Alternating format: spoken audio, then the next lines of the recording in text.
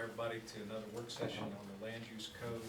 For those in the audience, this is an opportunity for the county commissioners to work with staff regarding the code.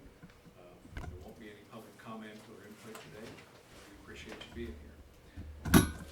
Carl has spent some time doing the updates we asked of him. So we're going to go through that. And at the end, I'd like to see if we couldn't set a target date for our review of all this in anticipation of sending it back to the planning commission.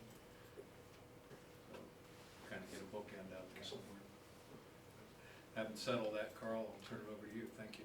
Okay, yeah, thank you, Mr. Chair. So, I took kind of the excerpts that we went over last time, took the red line out, so a little easier to read, and then made some edits based on how I understood your direction at the last meeting. I've highlighted those sections to kind of, track along, so, on the screen, so that might hopefully, and if there's other things, then we can go through those as we get to them. The first is the kind of the first part of chapter 2, where it's giving an overview of what the different symbols in the land use matrix speak about. I removed site plan review, and then adjusted the A means allowed use. These uses are allowed by right, meaning no site plan review is required. However, owners are responsible to comply with applicable standards, and then refer to chapter 8, section 1. Do you want to go to chapter 8 first, or before the land use matrix? Because I think that does have an effect on, A's versus L's in the matrix. So, If you think so, let's do that. Okay. I don't mind doing that. So,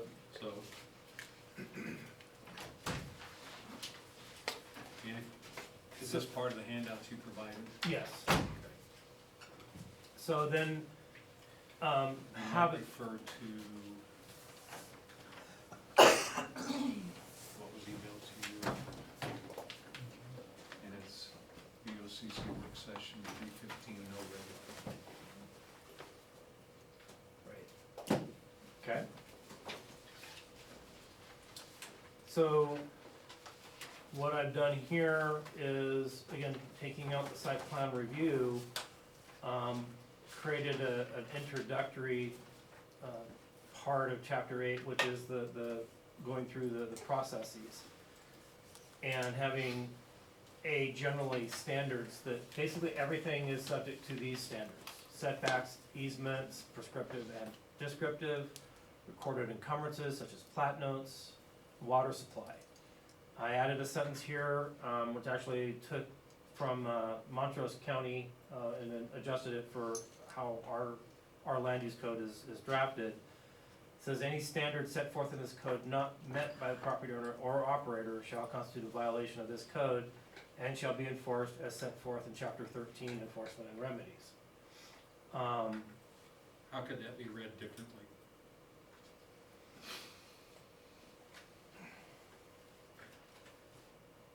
You mean in how somebody might say that they aren't in violation, or what, in what context?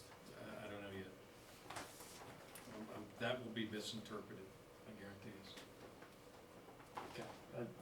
So let's flag that. Just the Keep first going. shot at it, so. Yeah, let's flag that, keep going. Cause I thought I understood that that's what you wanted, was something is. of caveat of if you don't comply, what happens? Yeah, you're correct. Okay, Let's do what we do want. okay. So then the next part is other approvals that may be required. This isn't an all exhaustive list, but it tries to highlight the things that do come up in development from time to time. More often would be the electrical and plumbing. There's also the Clean Water Act, Clean Air Act, less often. Endangered Species Act, we haven't dealt with that much here.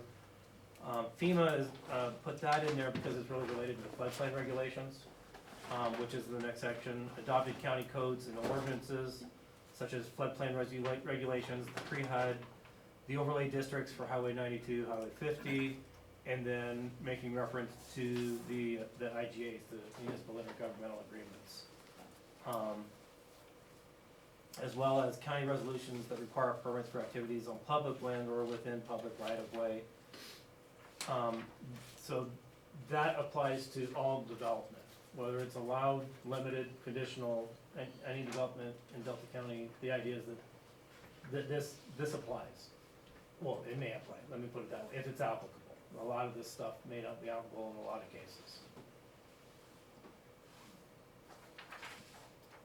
So then from there, going into the allowed use, and this is where the list that we're talking about last meeting, as far as allowed uses are subject to section A above, as applicable.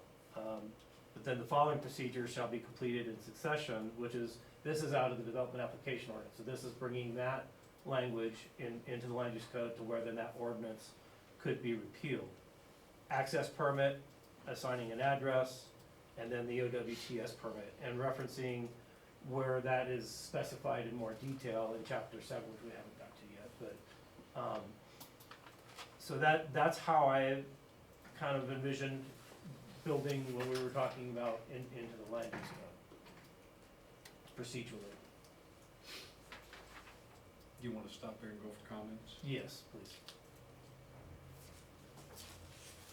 I don't think this is necessarily the wrong approach, you know, we're still, I mean, we still are yet to get to chapter 13 and resolve the issues in that one, so. Correct, yes. So I don't think this is necessarily the wrong approach, I think it's just a matter of making sure that we adjust chapter 13 appropriately, you know, cause once again, I've said 100 times, you know, allowed doesn't mean illegal, and I think anybody reasonably understands that, so. And I think that's gonna be, chapter 13 is gonna be a real conversation, and how is it enforced? If somebody builds it, they say they build a house, and they don't wanna pay for a tap, even though water's there, so they put in a cistern. It's a violation of the land use code, what do we do? You know, we're gonna make, I guess, you know, worst case, you could say tear it down, but I don't think that's realistic, right? So what do we do? And then that's where the enforcement section is gonna be very, very important as far as how that works, and how that process works. Giving them an opportunity to correct, before getting into penalties. And a cistern would cost as much as a water tap, wouldn't it? Not necessarily, depending on where you're at. You get some of these outreaching areas with some of these water companies, taps and infrastructure can be pretty outrageous. But that's also why we talked about that language before, about the hardship language as an option. Right, there's avenues for a variance Right. for the cistern if they're, you know, You know, and that, obviously, all that ties in, there's different tools for different avenues there. Say if somebody built over the property line, well, now you've pulled in the neighboring property into the problem, that is a potential solution as well, is to do a boundary line adjustment, if that neighboring property owner is willing. And And we had a couple of instances last year like that. Yes. Moving over. Correct, yep, I think you saw a couple come before, maybe come before you, but we've had to address those, yes. And I think one of them was the developer himself. But, Right. well, and yeah, I can tell you in the last 6 years, we've done a number of them.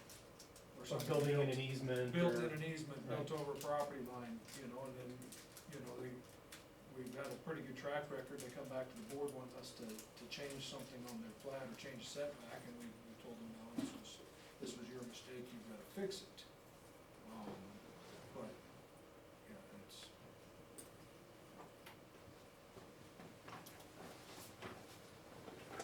Okay, so, But that's the problem with this exercise, is the enforcement and the Yes. what ifs, the unintended consequences.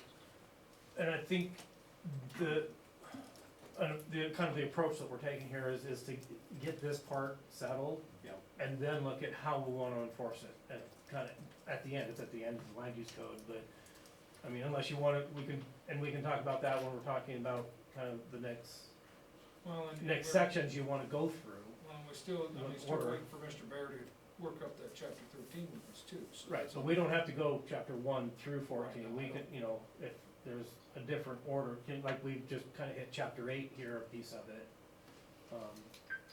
And that, you know, so you know, we can talk about what makes sense there to kind of work through it.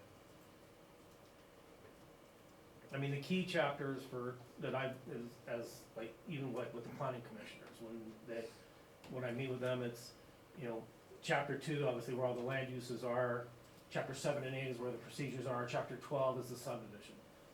The other stuff is more technical, chapters 4 and 5 get into the technical standards, of course, chapter 14, the definitions. So, you know, when you kind of start breaking the code down that way, it's not something that you want to start at page 1 and read through. No. It doesn't really work that way. No, and I think, you know, I think that's why this is a good exercise to go through this. I think when we get done with this, we need to go back to chapter 2, try to work to chapter 2, and hopefully we can get to chapter 13 from there. Okay. Because so much of this ties back into chapter 13. But, you know, we've still gotta get through chapter 2, and that's the biggest chapter in the whole thing, so. Right, and you'll see what I've done in the matrix is, there's a couple uses that are the use-specific standards that identified site plan review, so I thought maybe putting those in a matrix, so all of those that have allowed, limited, whatever is in the matrix. And so that might be the segue into going into the matrix here. If we do adopt this approach, Carl, and in chapter 8, section 2, all these different, say, Clean Water Act, we do need to reference US EPA, specific language in that. Okay, Don't reference spend the specific time. where they would need to look, Yes. I think, okay, Don't spend the time looking out until we get to that point. okay. And I'd really like to, I'd like to set up a joint work session with the city of Delta, before we get to adoption point, so we can have a discussion over those overlay zones. Because, you know, we've discussed the changes that need to be made there. And I, you know, there may be a repeal that's necessary, and those overlay zones get left out of this too. Well, we got 2 overlay zones, you wanna do them each, or? Yeah, I mean, they're Highway 92, Highway 50, so we don't know the city of Delta for.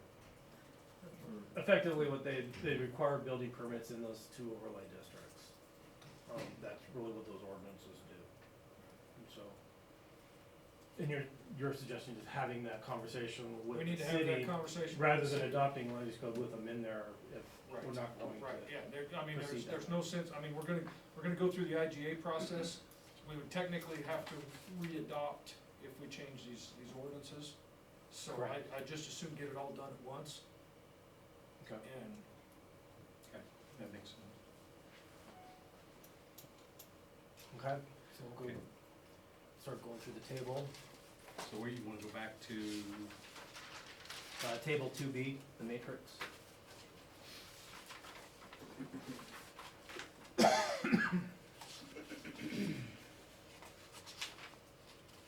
and these are all where we left them after the meeting the other day. There's a couple changes, I'll highlight that, like, in fact, the first one, this duplex and triplex.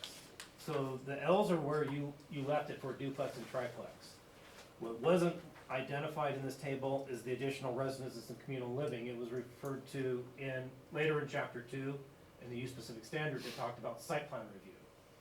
So, do you want it as a separate line item, or, I mean, cause really, you know, whether it's attached or detached, a duplex or triplex would be attached units. Additional residences and communal living can be separate, single-family residences, which also opens a question as far as when it says single-family detached, that's for the first single-family residence. I think having that clarification, and then once you have that second, third, fourth, whatever, even though it's a detached, single-family home, it's subject to the additional residences and communal living. That's how I've read the land use code as it is right now. But I think having that conversation as far as how you intend it, this is a good time to have that. So there's a couple things there. what do you think, Don? Well, we,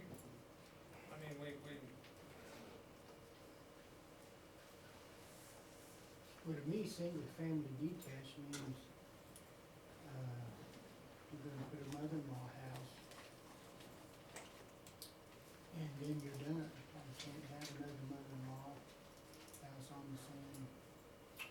mother-in-law house would effectively be an accessory dwelling unit.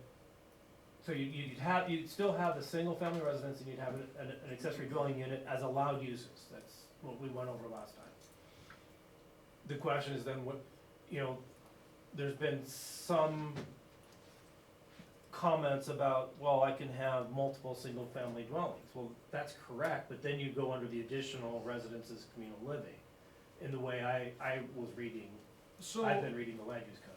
so I kinda,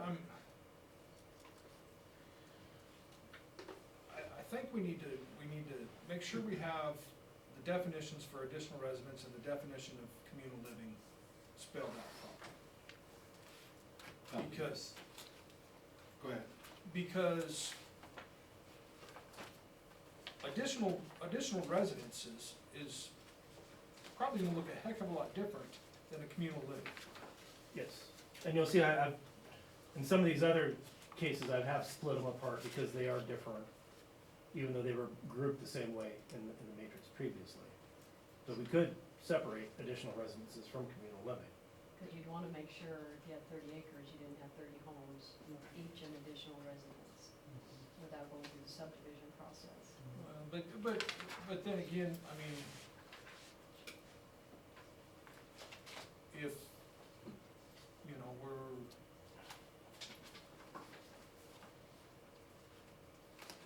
I don't know that I agree with that situation. Okay. Somebody wants to put an additional residence on their property, we've had discussion, kids, parents, whatever. Maybe they've got multiple kids, they got, one, they already put an ADU, they wouldn't need to add another ADU for another set of kids. Right. I don't know that we need to force them to go through a subdivision process if they're gonna do that. We're not asking people for subdivision. But the challenge I have here is, it's not so much, if Mike Lane wants to buy 40 acres and put 40 different residences out there for all his kids, that's his prerogative, it's his property. What I'm concerned about is that when Mike does that, he's got proper access. He's not gonna run 40 families through a single entrance.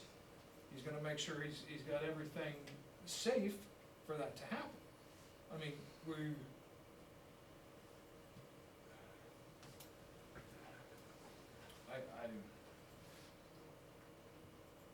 So, We're not disallowing it, we're saying it has to go through a limited review Right, process. no, and don't get me wrong, I'm not denying it. I don't think sending something through a limited review process is a bad deal. That's not my thing at all. As long as it's understood up front that this additional resident does not mean it's a subdivision. And, I yeah, need that, and I think we've got instruments to make that clear, we've done that in the past. well, and there is in the use specific standards, later in chapter 2, we haven't gotten into those specific standards yet, for additional residences of communal living. The way it starts right now, under 2021, is in general, 1 residence is allowed per lot. Additional residences may be constructed, et cetera, if they meet certain standards. It wasn't clear that it needed some level of review. We'd had it as site plan review. I think the main part of the exercise for this matrix is that limited use versus allowed. Right. Because there's these standards that would need to be followed, and I think to the point of what you're trying to get, what are those standards? In the 2021 land use code, it did actually require the standards with the expectation to subdivide later. I've revised this in that not everybody's gonna wanna subdivide later, so I don't think we need to do that. You don't have to have the homes 30 feet apart so you can have 15-foot setbacks between them. If they want them 10 feet apart, that's fine. They won't be able to separate those with a subdivision, but, And that's my challenge here, the philosophical challenge is, we've got a lot of farms and ranches out there right now, I could list off a bunch of them, that over the years have added a second house, or a third house, because family or whatever, there's nothing in here that limits the number. Right. I mean, so, As long as you have water, you can create the access, you can create the wastewater treatment for what's needed. The additional residence or communal living does not set a cap as far as how many units. And so back to my original point, I personally, I've got no problem with that being a limited use, just because we need to make sure that there's safety egress, make sure there's proper road, we're not on a blind corner, whatever. But back to my original point of separating out the communal living part, Mhm. because communal living is, I mean, could be construed as a different animal. You know, I could, It can't, right now it's all lumped, it has been lumped together, me and there's and, no separate definition of that. you know, me and 6 of my buddies could set up a little communal living facility with a, you know, a well-stocked bar and restroom facility, shower facility, kitchen. And then we all live in campers or small houses around it, you know, I mean, it's, but there's different needs at that, there's gonna So be different. where are you going with this, Donnie? Do you want a separate line item for communal living? I want a And separate, definition. I think a separate line item and definition for communal living, As well as the additional residence. Do you want the additional residence separated from duplex triplex, or is that okay, just whether it's additional residence, whether it's attached or detached? I think they could be combined, I think. Okay, duplex that's what I triplex could be had done combined. here, okay. So how would you treat communal living differently in this matrix then? Would they all be limited with notice? Allowed? I think they, you know, I'm still, I mean, this communal living, when we developed this code and started in 19 developing this code, we had this discussion many times, trying to come up with the right answer. And I don't know what that answer is, because, you know, do you have a number you cut it off at, that you're limited without notice? You go beyond this, you need notice, what is that number? What, I mean, we don't have, it's not a standard, you know, it's something that actually is a little bit unique to Delta County compared to a lot of other places. So, it's tough to look at other places and say, what do you do for your standard on communal living? I wasn't specifically looking for it when I was looking at like Mesa County and Montrose County, and, you know, as I was doing the, kind of the homework based on the things that you flagged, I don't remember seeing communal living. That doesn't mean it wasn't there, I wasn't specifically looking for it, but. Well, and, you know, we had some questions about, one up in my district, up here, the upper end of Surface Creek, you know, or, you know, when it was all going down, there were a lot of questions about how we handled it. And it's a unique situation, and I think it should have unique standards it needs to meet, so. So, to me, we can keep additional living and communal living in the same category on the matrix, but the standards and the definitions need to have some better clarification. Is that correct? Because it's still gonna be a limited use, and in the smaller zone districts, it's limited use with notification to neighbors. Is that correct? You could do it either way. I mean, if you wanna look at communal living as a different type of living, maybe having it as a separate line item makes sense. I'm not opposed to that, but, Yeah, but the, cause, you know, rather than tying it into additional residences, cause that, you know, has a different context, I think is what we've been talking about. Maybe separating those, See, and I could see. even though they have the same level of review. I could see the additional residences being separate with Ls across the board. No notice. No required. notice. Yeah. I mean, if, you know, if somebody's on their 29th additional live, yeah, maybe So- then the director needs to put it for notice. So But this I notice could really see- comes in for the communal living Notice comes in component for of the it. communal living because there are so many different factors that could play into that. You know, it might be innocuous, it might be, you know, 2 or 3 people, it might be less use than a standard single-family dwelling, Right. but it could be dozens of families living. So you just, I think it needs to be separated, it needs to probably be limited with notice on anything for communal living. that's fine. I still think additional residences in the rural industrial and the 825 and 1 need notification. If you got a 1 acre lot and you wanna put a second home on it, You're not gonna, that anyways, cause you don't have room for septic. We don't know that. Or you could go get variance and specialized systems. All we're doing is letting the neighbors know. I mean, that's err on the side of notice. If it gets unworkable, we'll find out. But notice is always good. Where does that property line end? We're not denying it. We're just saying that those in the immediate area get the opportunity to know what's going on. 1 acre is pretty Okay. small for two homes. I'm just wanting to get a sense of the consensus on that. Mike? We're talking about notice for additional residences on rural industrial, commercial, and the A25 Well, if a commune was going in next to me, I'd like to be noticed. But if we, And then I so think if we I separate think that I out, think we agree on the commune. I think that communal living, you know, we can do notice on that across the board. The question is the additional residences.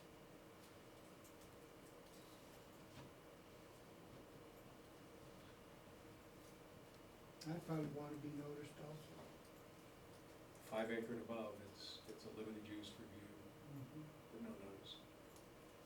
I would still want to be noticed. All the way across or just on the smaller categories? Smaller categories. does that include A5 or not A5? Mike thinks A5, I would disagree with you. I disagree on A5. Our maps are too spread out. We got large acre parcels in an A5 that So consensus on 2.5 and 1, is Yes. what I'm hearing? And rural Rural industrial and Okay, consensus on that, okay. and then on 5, no, No. no, yes? No, be Okay. fine. All right, so, It's still, Okay. we could still, the director could still say, this has an impact, we're gonna notice the neighbors at 1A5 and above. And then communal living is also, the same then as additional residences, where it's limited in A35, A20, A5, notice for rural industrial, commercial, and the residential. no, the communal was Notice all the way notice across. all the way across. Okay.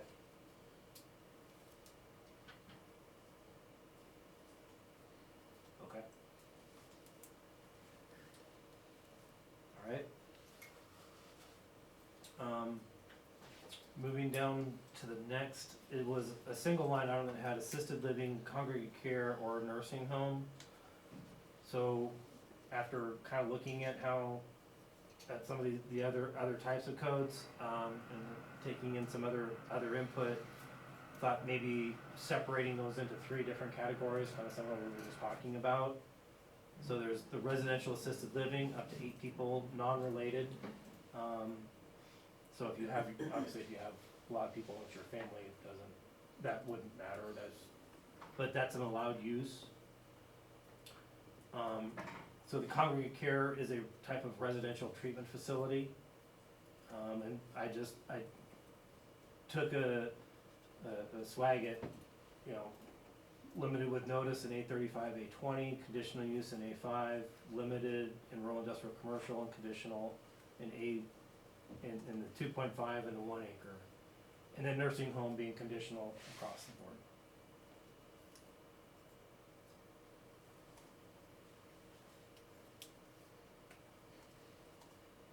When we first reviewed it, looked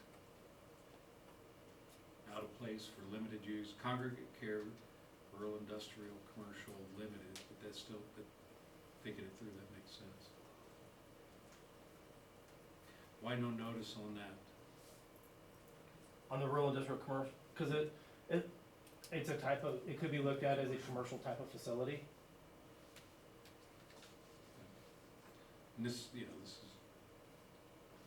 independent of state or federal statutes. Correct, yeah, it gets to a certain point and the state regulations kick in. I have no issues with that, you guys? Fine, see, Okay.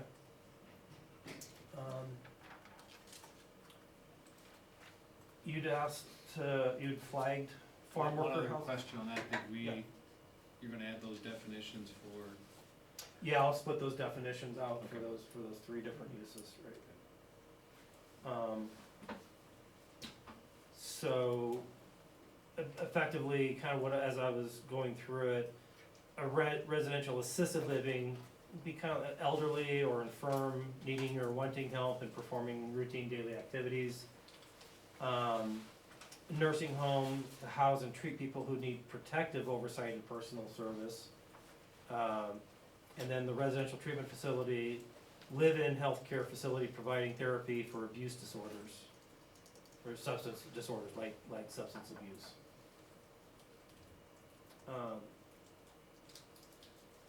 So I know that's just, again, kind of my initial review, but I'll flesh those definitions out and we can come back and have that conversation.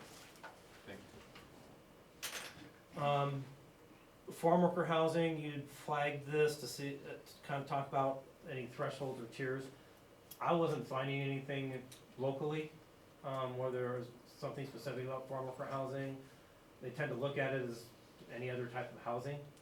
It's kind of the way I was reading the other zoning codes.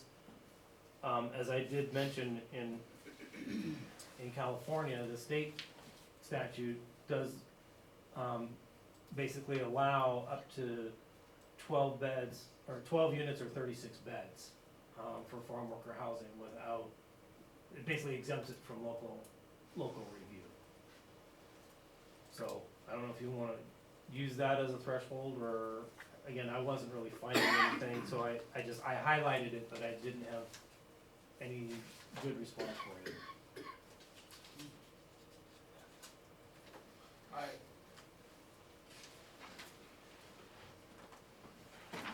Once again, this is one of those things, I'm not worried about a farmer or orchardist rancher putting farm worker housing on their place. It's more, it goes back to access, making sure we're doing it safely, making sure the road can handle it, I think. Which is covered under the additional residences. It could be, I should, The question is, do you want, excuse me, to create an avenue for farm worker housing that is, different standards? Well, and that, I think, when we talked about this a few times over, it was an attempt to try to make it a little easier for the ag community to do that, because. And as it's set up right now, there are some different standards that, again, later in chapter 2, for farm worker housing versus additional residences. So that would really be the difference there, is the standards that would apply. I still think limited's fine. Well, and let's keep it flagged, and then as we go through the standards in chapter 2, we can Okay. discuss it too. So kennel, there's conversation, if it meets certain standards, it would be allowed, and if it didn't, then it would be the limited use that's highlighted there.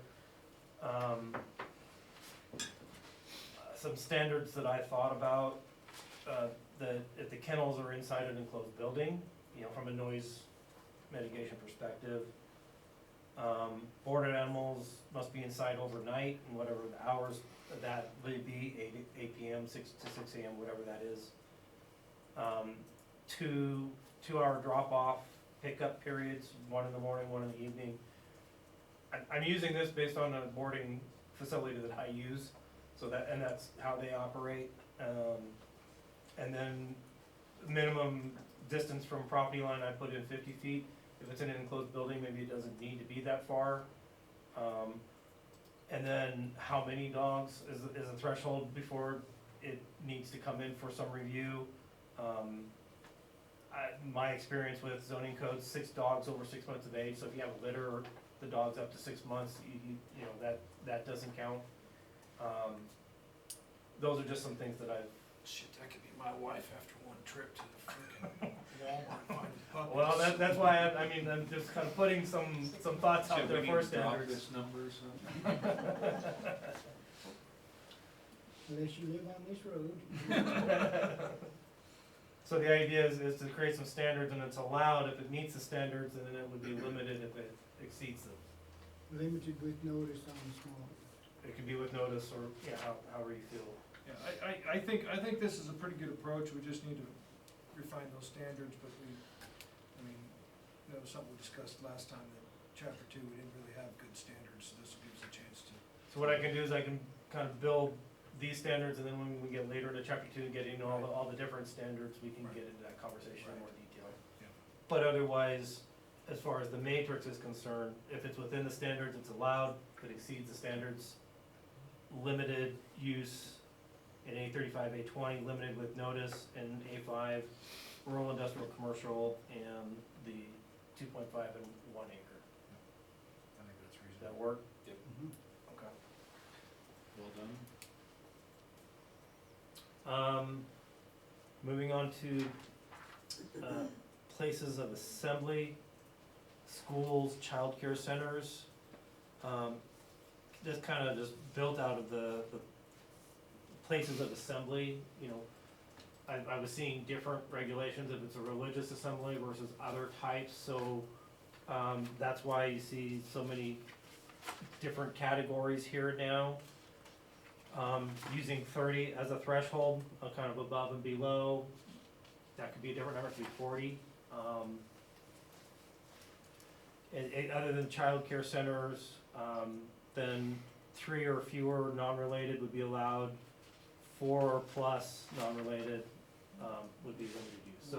Where did that 3 and 4 number come from? As I was doing my research, that's where the numbers came from. Let's see, my notes. Research in the neighboring county codes. Yes. And looking at the,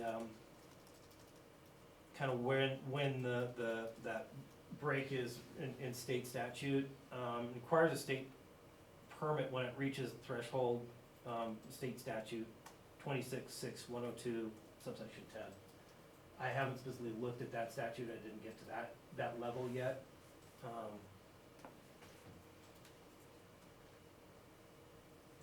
So let's start with place of assembly, religious less than 30, allowed across all zones. Greater than 30, limited with notice across all zones.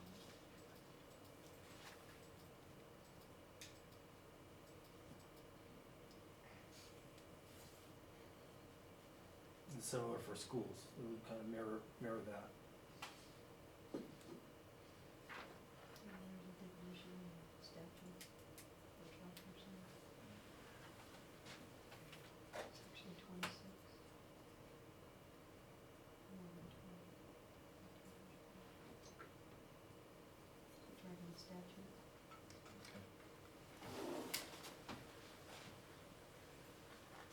In the statute, it says, limited to no more than 12 children who are 18 years of age and younger, for the definition, That's childcare center. yeah. So what do they call it for 12 plus? Are they saying that it's not regulated by the state It just for under says, 12? I think that's just a definition for what they call a childcare center, Right. probably versus a daycare facility, Correct. would be my Okay. guess. Yeah. I don't know, I'm looking at this, I'm thinking about some of the daycare centers we got going around here that have got, you know, more than 3 kids, but it's still, it's not a nuisance to the neighborhood, so. But an unincorporated. But, you know, I mean, if there's gonna be any industry we need to not be a pain in the ass to, it's the daycare industry. I agree. So.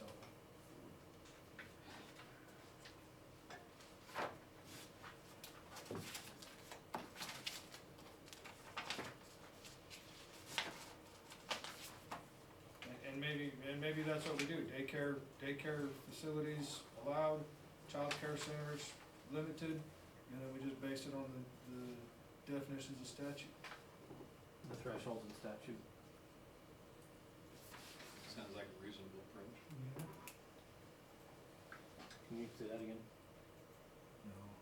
You get one shot at it. The daycare centers,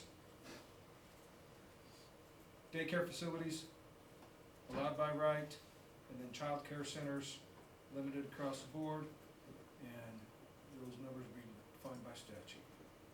Okay.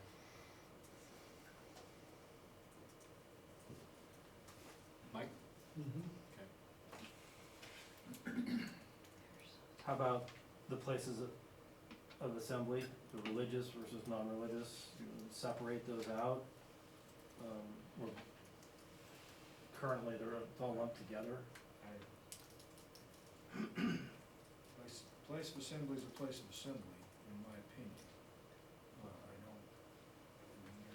don't. It's just the difference, the only reason for separating out religious is because they have federal protection for land use.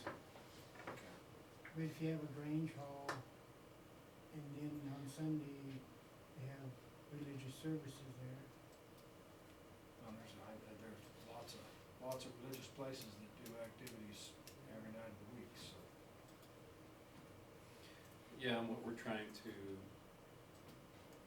look at here is, if you got 40 acres out there and you wanna build the next mega church, and that's the example you brought up last time. And then once again, more power to you, just make sure that, you get that good heart thumping sermon going, somebody gets a heart attack, you can get an ambulance. So what we wanna do is make sure the impacts are addressed. Right.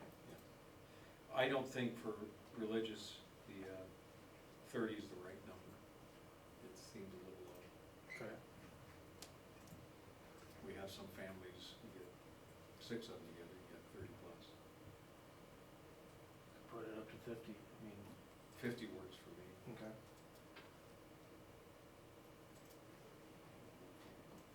We need to keep our ears tuned to see if that number pops out anywhere in public view. Okay.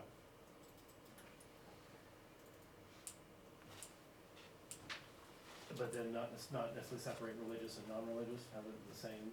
No, I think. Well, no, I mean, your point about federal exemptions makes sense, so probably keeping them separate might be. Okay. They're not separate now, but you want. Well, I mean, I don't know, I mean, like I said, we're not worried, I mean, other than, somebody, as a, are we classifying our honky-tonk bar as a place of assembly? Right. That may be my retirement plans. Okay, Carl? And then schools also use the 30 threshold, do you wanna change that as well, or? Where you guys at? Some of the churches have schools with them.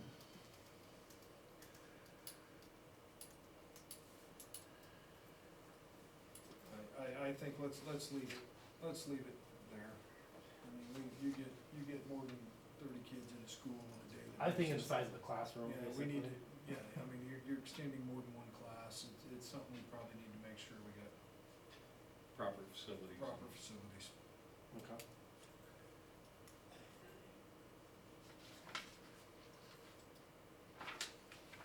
Alright. Then moving on to cemeteries, we wanna wait for John. Let's do. Okay. Cause I know he was gonna do some research on that, I haven't connected with him on that yet.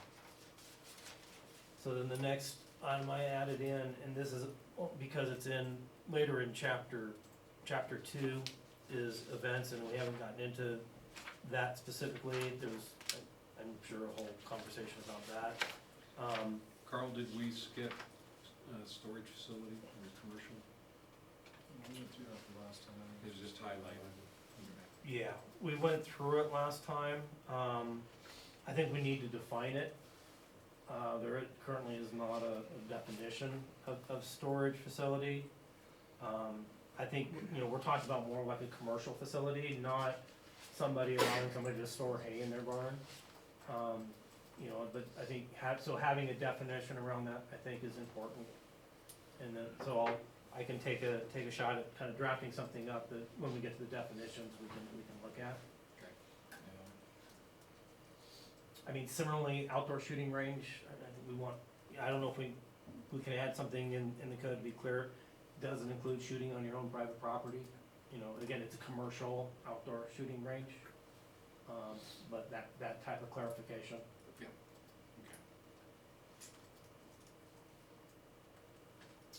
Okay. So then kind of going back to events, without necessarily getting into the details in the chapter 2, when it was written in 2021, it didn't specify if it was allowed, needed site plan review, it set thresholds for events. And so as we were going through the updates, started looking at when did it feel like it became more commercial versus just a typical type of event? And it does not applying to like places like wineries or things that would have events just as part of their operations.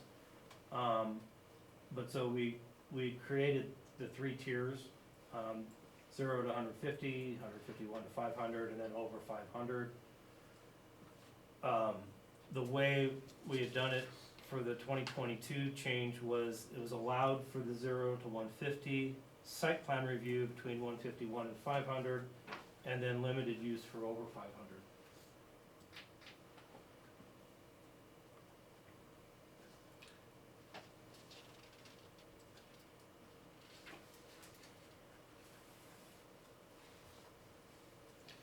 On 151 to 500, all limited, why no notifications on the smaller? What's our? Again, it was going from site plan review, which wouldn't have had notice, so that's why I just put it as the L. I moved it to the L versus the A. That's the one that really changed from where your red line currently, which we haven't had the conversation about yet.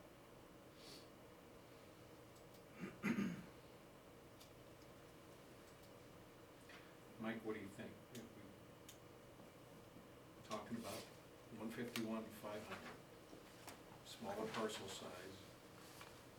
You're gonna have a big event, should your neighbors be noticed? You're gonna have 200 people.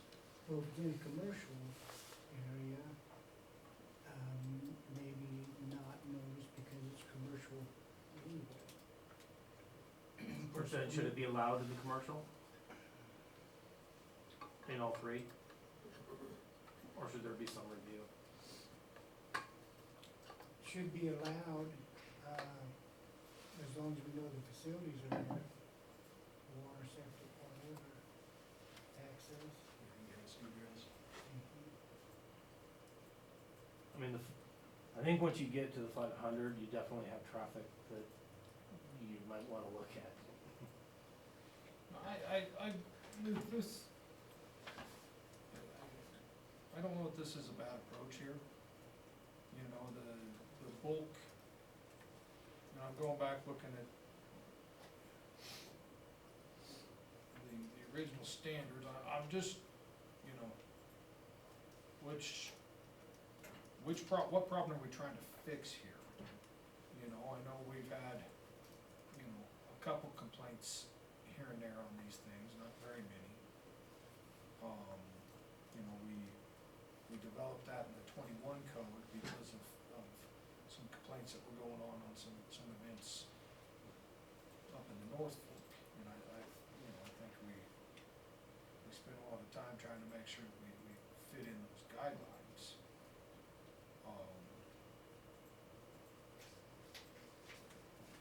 Well, I think the main thing that we're fixing is in 2021, it didn't identify any level of review. It didn't say it was allowed, or permitted, or limited, or conditional.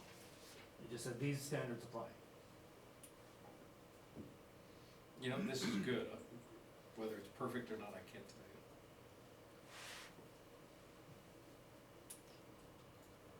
I'm tempted to leave it as it stands. Let's put a flag on it, have a chance to. Okay. I mean, I know we have that Right. section to get into more depth. Cause, I mean, you're gonna have to refine your definition of special events in chapter 2 with this, in here like this. Right. Yeah, one thing leads to another. Right. And that's the last of the flag ones until John gets here in the cemetery. That's correct.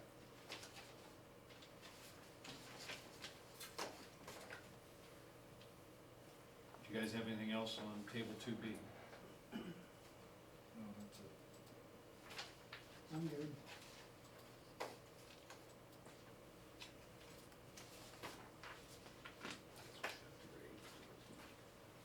Carl, go ahead. So you. So, let's, before we get on, so far, we haven't found the fatal flaw in doing away with site plan review. We may get there yet, but so far we have not.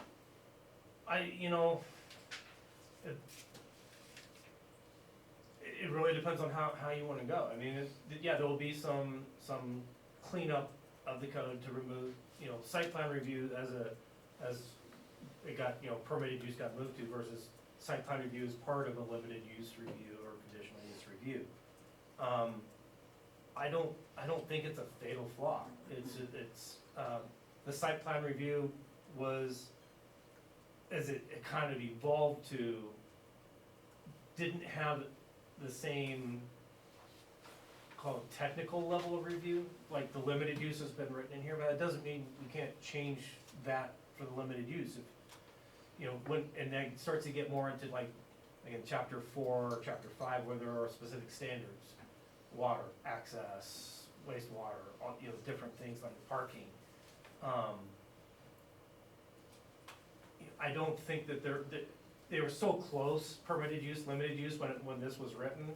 I don't think that it's gonna be that big of a problem. We're gonna find some. There may be some areas where, it said like, for limited use, you had to do a traffic study, okay? We're not gonna say you have to do a traffic study. We had already adjusted that though, right? You don't have to do a traffic study, only if it looks like, it's needed based on the traffic you're generating. But those are the kind of things I think I wanna make sure you guys are thinking about as we get to those sections, and that'll be chapter 4 and chapter 5.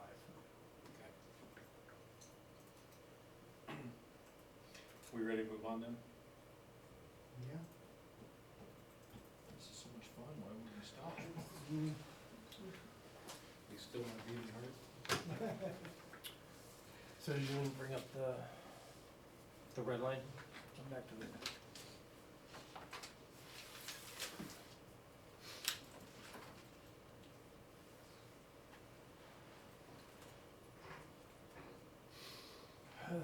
Page 37.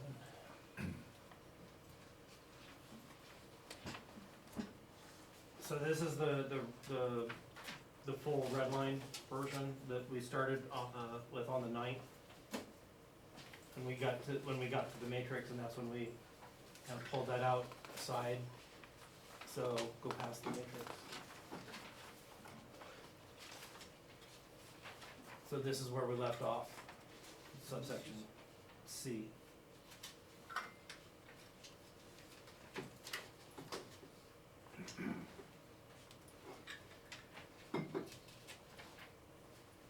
You guys all there? Yeah. Okay, go for it, Carl. Okay, so subsection C, in 2021, it was uses that are not allowed in any zoning district.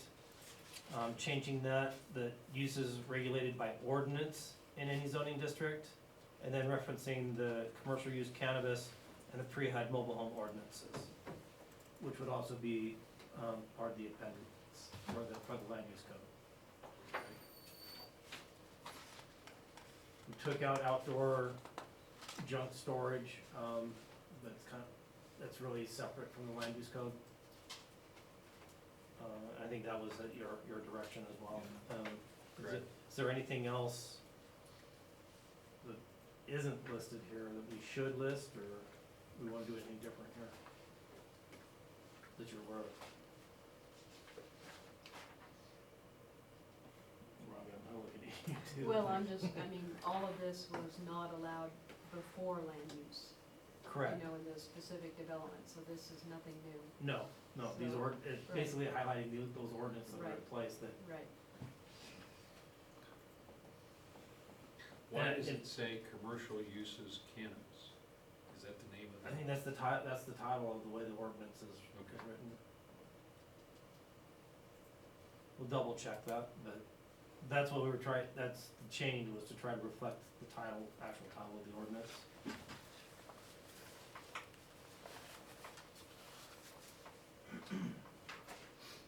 And while commercial marijuana is not allowed in any zone, pre-HUD mobile homes are allowed under certain conditions. So that's why changing the title of that subsection. Okay. Then it gets into the code functions if something is not listed in table 2B.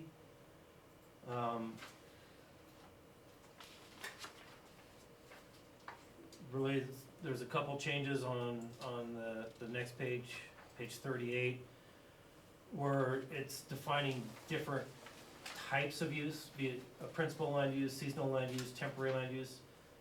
And looking at the seasonal and temporary, didn't feel like for seasonal that it would be a temporary building that had to be removed, so we took that part out. Put in the 180 days to align with what we talked about with the farm worker housing and being able to haul in water for 180 days. And then the temporary use would likely be more of the temporary structure, so that's where that language change came from.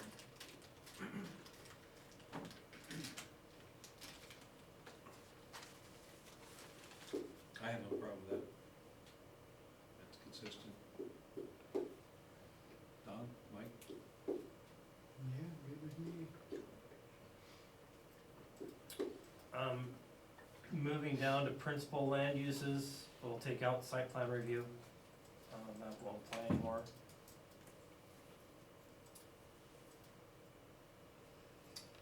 And then similarly, under subsection 4, effective determination, we'll take out site plan review.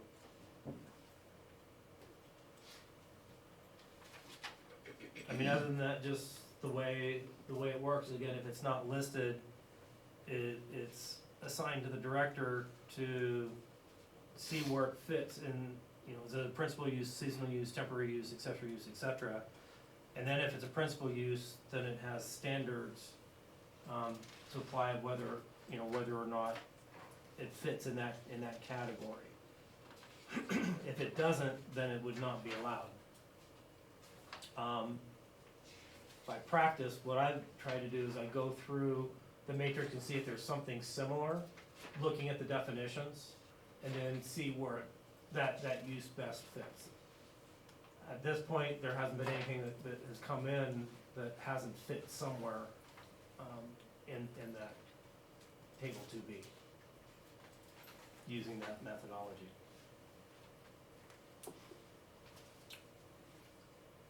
So, if there isn't anything else, we'll move on to temporary use and accessory business use of the home. Section 3. The first part is the use of recreational vehicles, or other similar structures as a dwelling unit.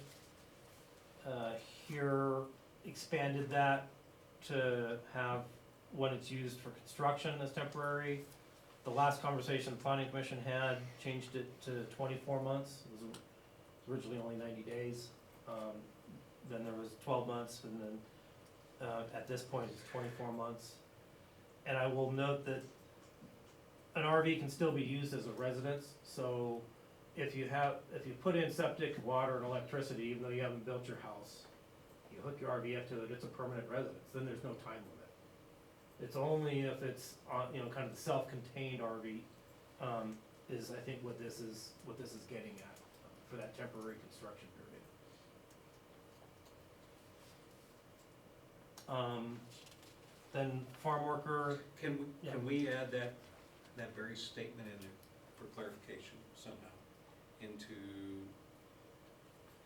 section 3B1? yeah, okay, I think that'll add some clarity. okay.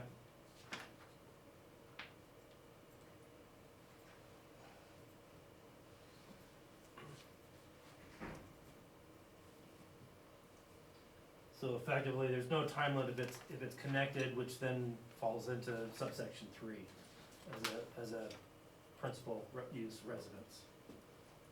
Okay?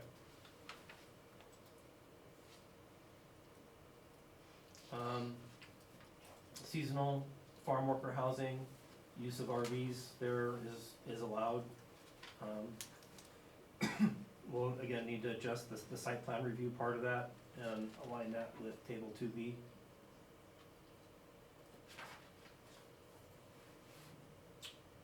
Number 3, an RV can be used as a principal residential use, provided it's connected to water, sewer, power.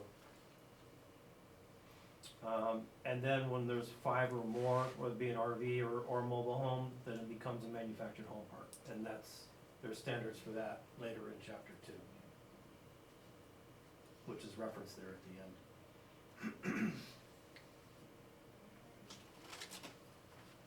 Okay. Questions on that, guys? That's section 3. A lot of time and effort went into I have none. Kind of beat that one it. several times over. Okay, thank you, Okay. Carl. Subsection C, farm stands, allowed use, just changing from, road and bridge to county engineering, looking at the access for county roads.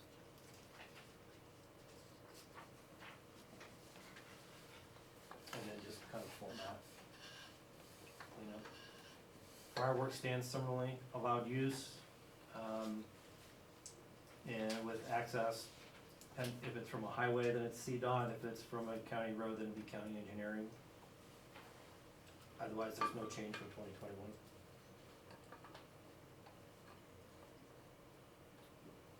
Okay, moving on, the events, so here, this is where we've created that 3-tier, those 3 tiers that we were just talking about in table 2B. You know, a special event, separating that from a private event. If I having a party at my house, that's a private event, that's not under this, regardless of the number of people. This is more when it's a special event or a public event is where the standards really come into play. So this is a change in the number of events, and the timeframe. Just some of the comments that we've heard with different applications that have come in. We have one pending that'll actually be coming before you, and how the neighbors felt about the number and duration of the events happening next door to them. So,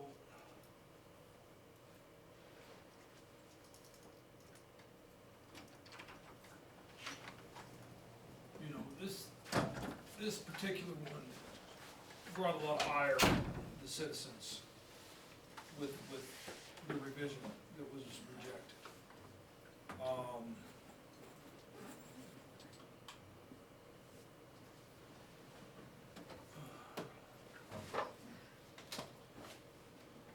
Hi, John. Hello.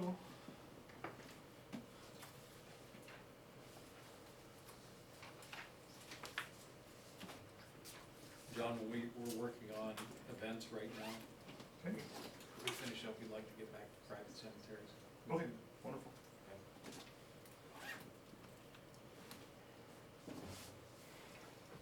Again, trying to find that, somebody, what they do,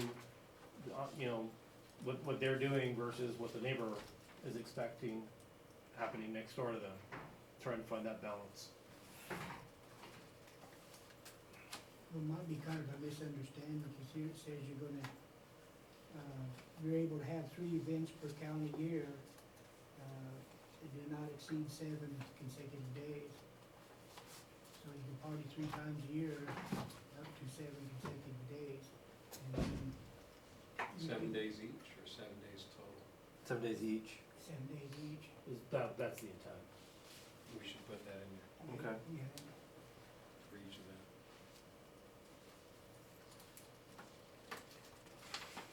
Mhm. Good point.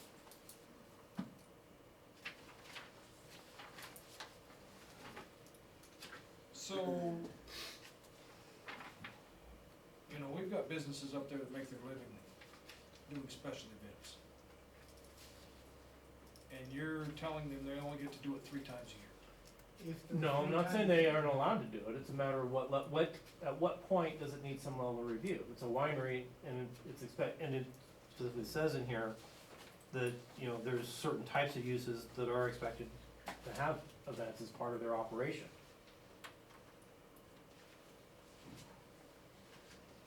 You know, the number of people you start to get into, again, traffic and wastewater and things like that. But they can do it 3 times a year, 7 days at each party, Right. 3 times. Correct. That's allowed Mhm. with what we just did with the matrix.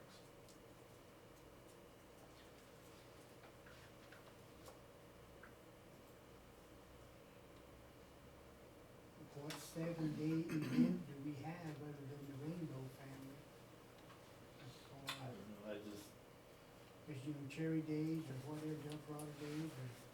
you know, an actual special event, you know, might be a week, might be 2 weeks, maybe, you know, maybe it's 14 days, you know, but, yeah, I think that's kind of where you're going, what are the events and what would be that duration? But like, you know, Apple Fest, you And know, that's mainly weekends. that's a weekend, right? I know that's in town, but I'm just using that as an example.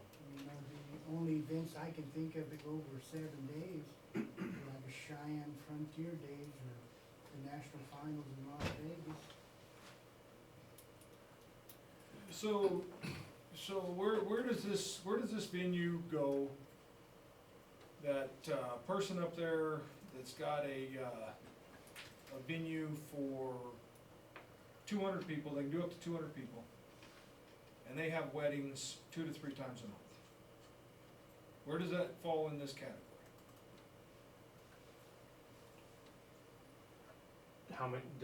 So how many people? 200 people, just throw a number, 200 people. Okay, so what we just looked at in the table 2B would be a limited use. So you get a limited use permit and you're doing the business. You don't have to come each time you have an event. You're basically getting a permit to be an event venue at that point. At that point, it's limited use. There'll be a site plan review.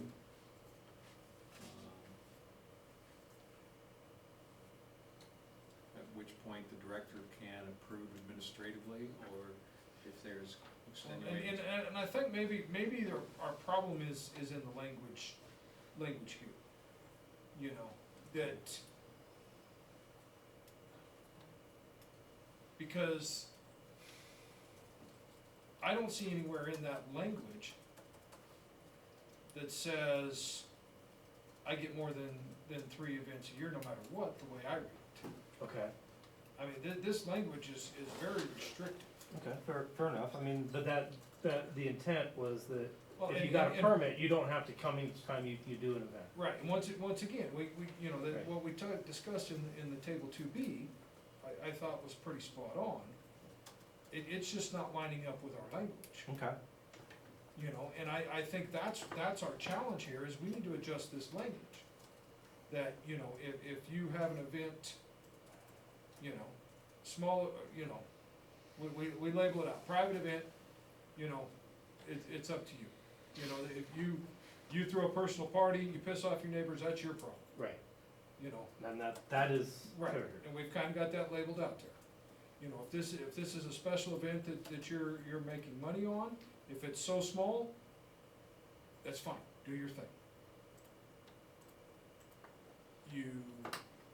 But I think the limiting language of the, events per calendar year and consecutive days is confusing the process, and I think we just need to find a way to reword this whole little section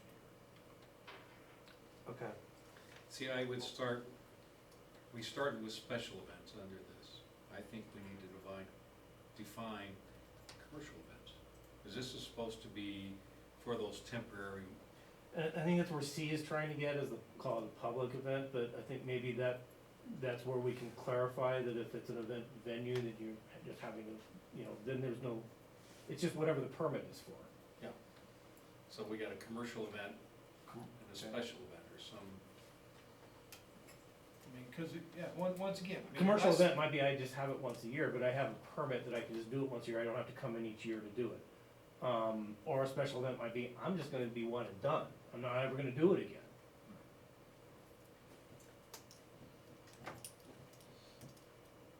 And that's where the original 21 language, special event, if you had over 500 people, special event, one and done.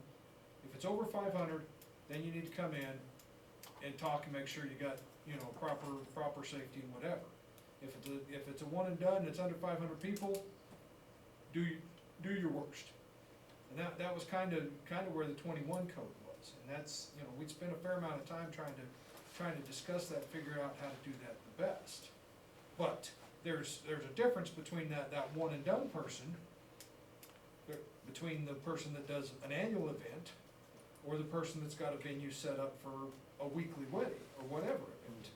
And I think everybody understands that there's different levels of venue here, and different levels of event.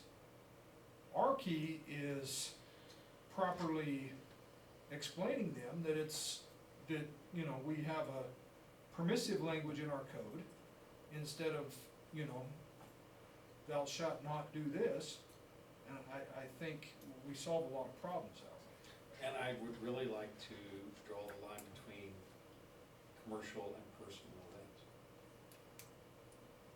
And Very I bright think we do that. I mean, we list out private events in here, Yeah, but we don't list out commercial.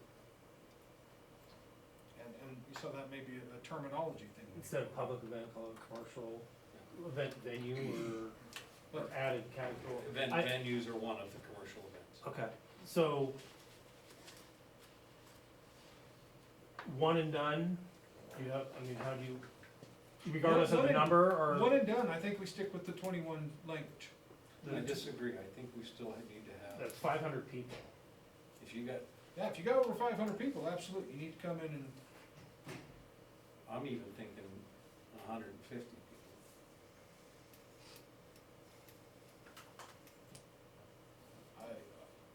And I can be persuaded here. so, I'm thinking of impacts.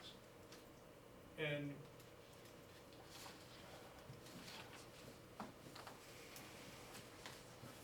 so in the eye of the beholder here, okay? I set up a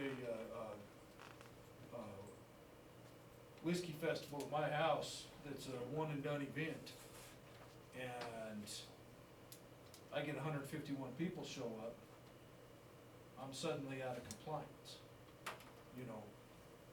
Setting that number at that 500 mark was a matter of, there's a pretty big difference between, 150 people and 500, especially in impacts. I don't wanna be too restrictive. I don't either, but I'm also thinking about impacts. Somebody in a residential subdivision has 150 people there. And that's the likely outcome of this. Do they have, They don't have They don't if they're in a have subdivision, they're not parking. gonna have parking on the street, on the site, they'll be all through the streets. do they have, if Porta they're on potties. septic, If they have food, all we're asking is a chance to say, make sure you got a porta potty, you got a place to park these things. food And you leave safety. access for emergency vehicles, Right. that's. And is 150 the number?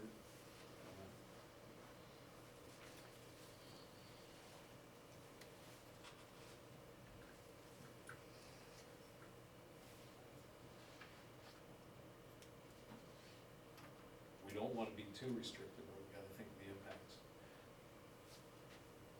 And 75 cars, say, at 150.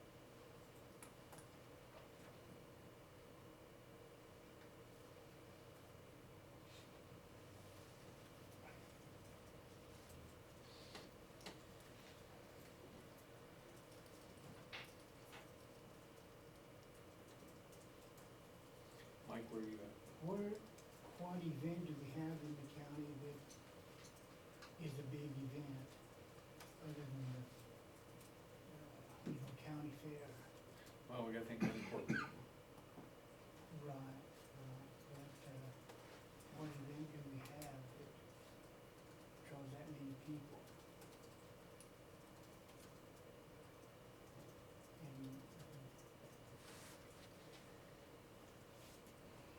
Once again, that's my challenge here, is just, what problem are we trying to fix here? I mean, if we're just creating rules for the sake of creating rules, I wanna make sure we're fixing the problem, and I wanna make sure that our language is not so restrictive that, we have people just saying, to hell with it, I'm not gonna bother doing an event in Delta County, I'm gonna do it in Montrose County where I don't have to deal with all the BS, because then we lose revenue. Well, again, this is trying to separate out commercial from private. And once again, I think private's properly listed. I don't think we need to worry about. Oh, I was working on private. Okay, so you're saying for a private event over 150 people, That's a lot of impacts, because The traffic study we just got for, again, the application will be coming for you is 2.5 people per vehicle is kind of the average. So with 150, that would be 60 vehicles. With 500, that would be 200 vehicles. I mean, so really, that's So- probably the biggest effect is So, the traffic and the and, parking. and I've attended events in this county with pushing 500 people, private events. Were there a lot of cars? Yeah. Were some of them parked on the side of the road? Yeah. Was it a problem? No.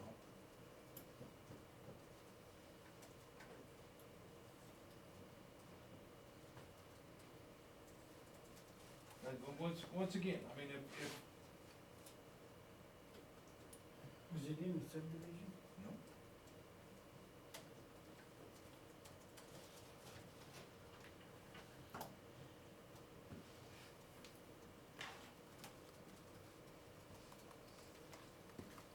Can you separate it if it's in a subdivision? Even in the- Well, that's a tough thing, because we've got, 40-acre parcels that are listed as a subdivision, so you would have to, it would have to be a density standard you'd have to set, and I don't know how you do that. How many houses per? Well, and once again, I only laugh because the planning department for years had this density standard and no one knew how to do it. It was this higher math that, That was before. that was before Carl's. It well, was, it went away with the 21 code. it did, that's the only reason why. So let's focus on, instead of special event, they're private events. And private events right now are listed at 3 per calendar year at 7 days each. And then the issue is, it's allowed up to 150. Site plan review between 151 and 500, so it'd be limited. And then over 500, it's limited with notice.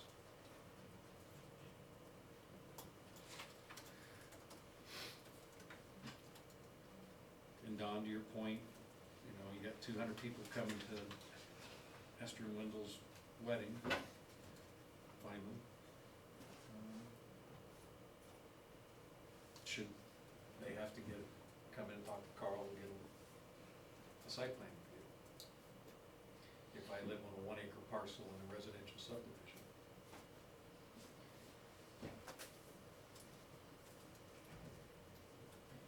I'm struggling with it too. Do you want to flag it and think about it? I think this needs some deeper digging. I think maybe we need to look at some of our events we have in this county and weigh in as to what the best option is. Should see if it is really an issue. Like I said, I'm thinking about the things that I've attended, and I've attended some pretty big venues out in this county. And But again, and I agree, one and done has a different effect than I have a piece of property and I'm running an event venue with up to 500 people regularly. Right, no, and I don't think anybody disagrees. I don't think anybody disagrees with, you know, that event venue, that they're set up for these large-scale events, absolutely. We wanna make sure, you know, they got proper egress, you know, we wanna make sure they got proper porta potties, you know, we don't want, we don't want people peeing in the creek like we heard about at our I don't wanna hear it. Right. So, But we want, but then the commercial that you're talking about would include venues such as that, wineries, tasting rooms, maybe, out in unincorporated. We just approved that one cider one. What other things would come to mind,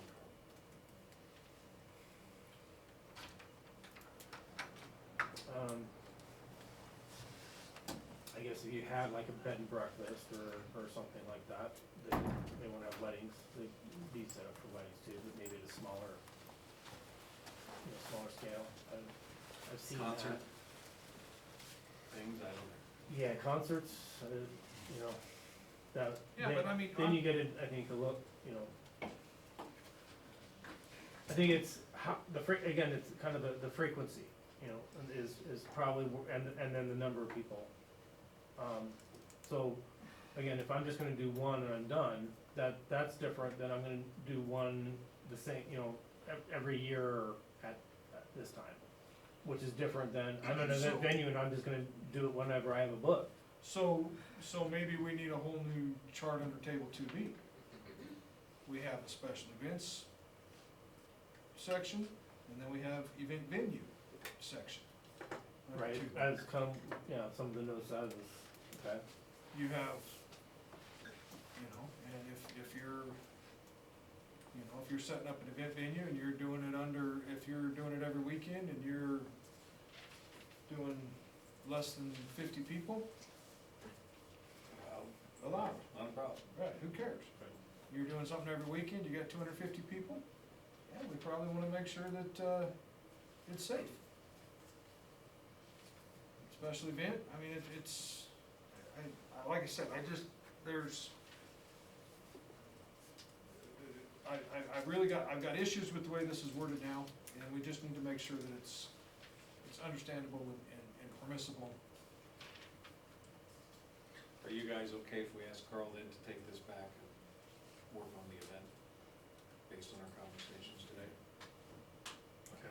I'll do what I can Well, and based on the conversation and see what, See what falls out. Yeah. And I mean, let's see if we can look at some of the stuff we got going on now and see if we can match it, so it's all, so we're not creating new problems. And private is mainly one and done, commercial is one, And once again, I mean, we can list out we can private's define. already listed out.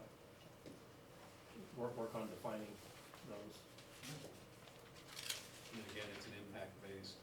right? but that's when you get the neighbors Yep. involved, parking on my lawn. Neighbor starts charging, making money out of it. Some places have better access than others for Yeah. the safe in and out. Well, and that's it, I mean, There's an appropriate place to put a wedding venue that has bandstand. and once again, I think of the venues that have happened in the last 20+ years, and, most of the time, these people, if they know they got a lot of people coming, they make arrangements, they aren't intentionally just turning it into something bad, so. At some point in time, we gotta trust our citizens to do the right thing too, without, the government slapping them upside the head, cause. Without building a house on an easement. Right. Okay, Okay, moving on then, that's flagged for the next time. okay. We'll go back to cemeteries. John, you ready? Sure. Table 2B. Table 2B. Yay, table 2B. So, John, if I remember right, the last time we left this, we were talking about private burials, private family cemeteries. Right. So last week we that kinda came up, we were looking at, the table, in regard to cemetery, we were also talking about the definition of cemetery, that's, listed towards the end of the document. So I knew in the back of my mind, without having done any of the research at that point, was that the legislature has adopted, some new laws in this realm, specifically Senate Bill 21006. I've looked at that, I've kinda looked at kinda where that falls into the various statutory schemes, both in Title 25, which is basically health, and specifically vital records, as well as some of the mortuary science statutes and some different things like that. Long and short of it, I really don't know that the Senate Bill 21006 affects our conversation that much. What the state is really doing is, well, let's start off with, it's never been illegal to bury bodies on private property in the state. What the state is doing now is they're going into some different things of allowing alternative options for final disposition. And I use those words specifically because that's the words that they're going to. And they're talking about mulching human bodies, they're talking about, there's an electrolysis, somehow they break the bodies down chemically.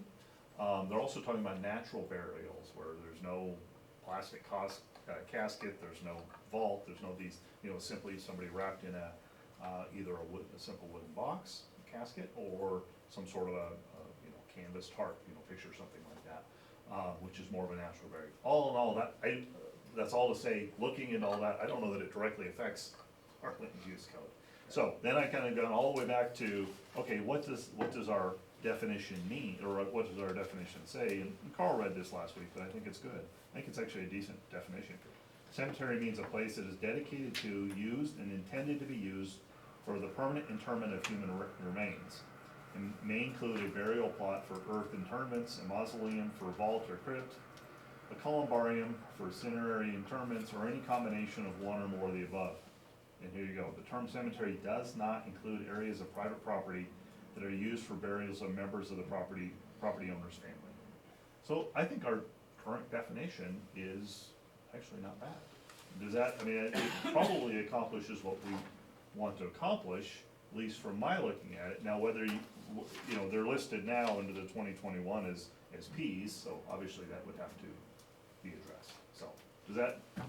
And then that's where I had separated it to be, private cemetery being allowed use, what you're talking about on your own, on your property versus a commercial or public cemetery would be a conditional use. Okay. I don't know that we wanna do that, Carl, because in some of the statutes, specifically when you're talking about, the health department, or the health, Title 25 issues,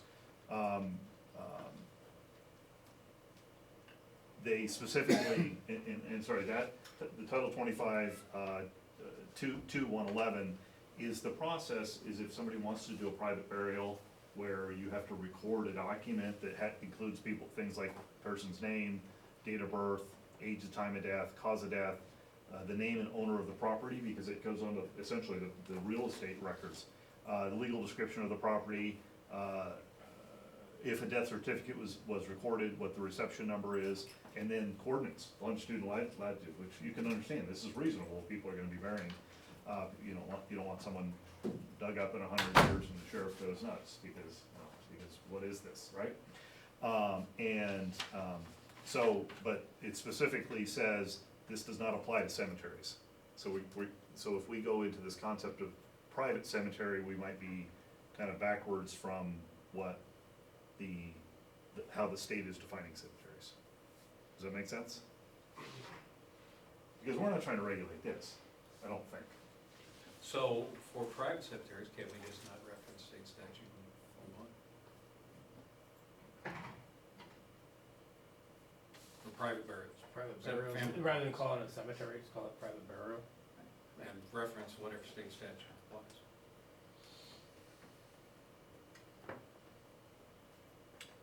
Here's a challenge, here's a little bit, well, I'm chewing on it because on the eastern slope, there are natural burial cemeteries that are going in. So people, so there was one, it's out in, well, wherever, east of Denver.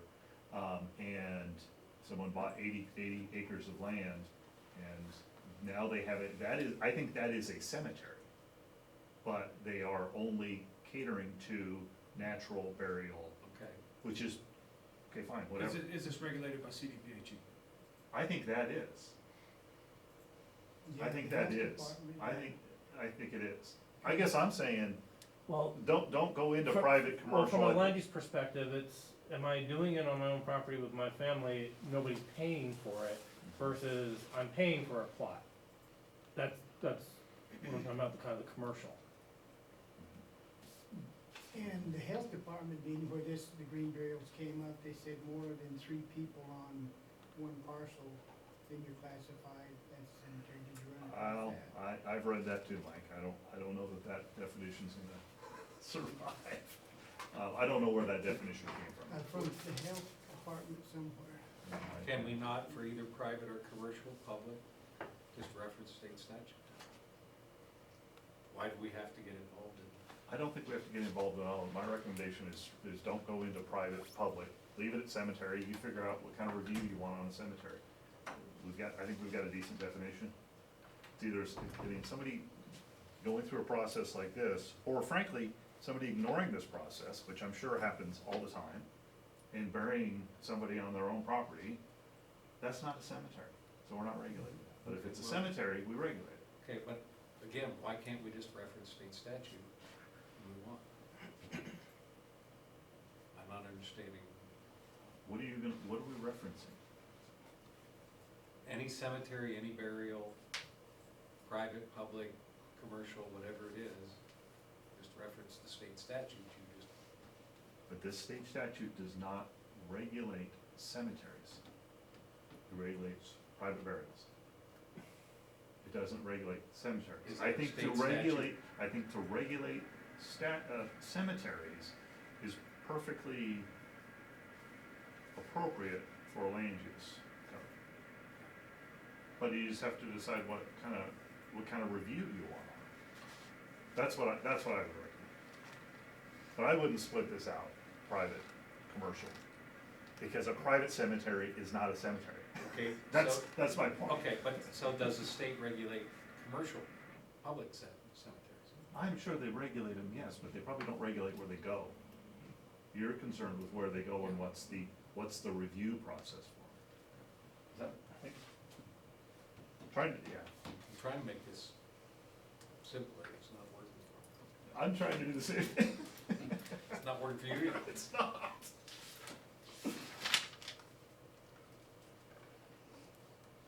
So do you have those listed as conditional or limited there, Carl? Conditional. For cemetery conditional. And that was consistent with, like Mesa County and Monmouth County.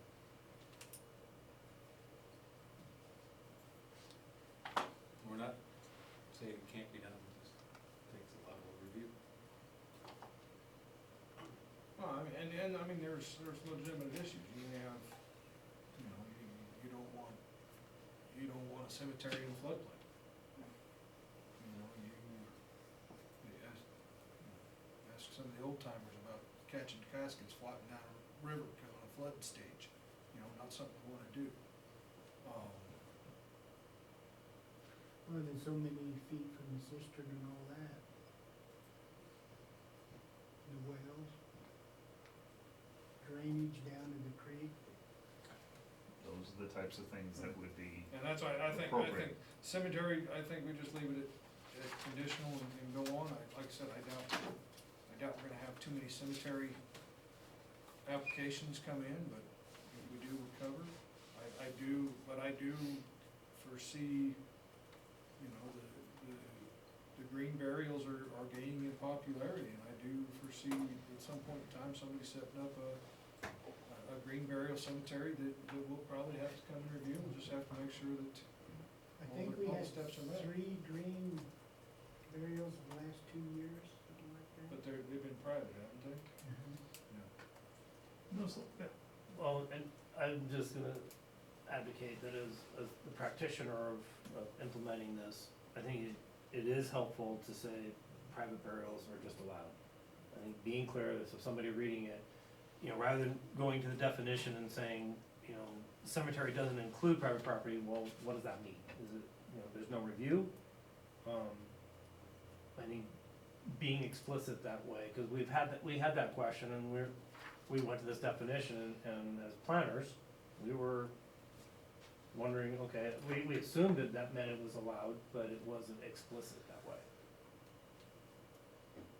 And like we spoke last time, will be of an essence in some cases. So Carl, I respectfully disagree, because I don't know what a private cemetery is, I don't think there's a I'm definition. saying private for it. burial, Okay, I went from cemetery, I got that. Okay, so if we couch it into the definition here, that's fine. I mean, if it's a private burial and, family member burial on private property, all right. It basically is not a cemetery, but that's fine. Because Board of Same. Health is now, like you know, is working through the ordinance on green burials program. So we need to finish this so they can finish.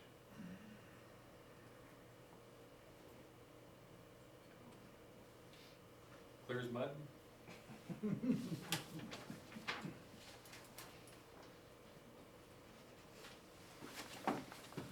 Thank you, John. Sure, of course.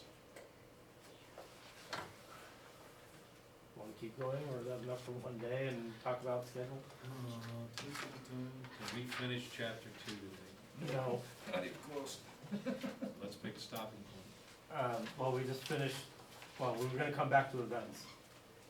So we had that as a stopping point and then come back to that and start there and then continue. I think, obviously Vince needs some work, so. And then after that is home business, so that'll probably have some conversation.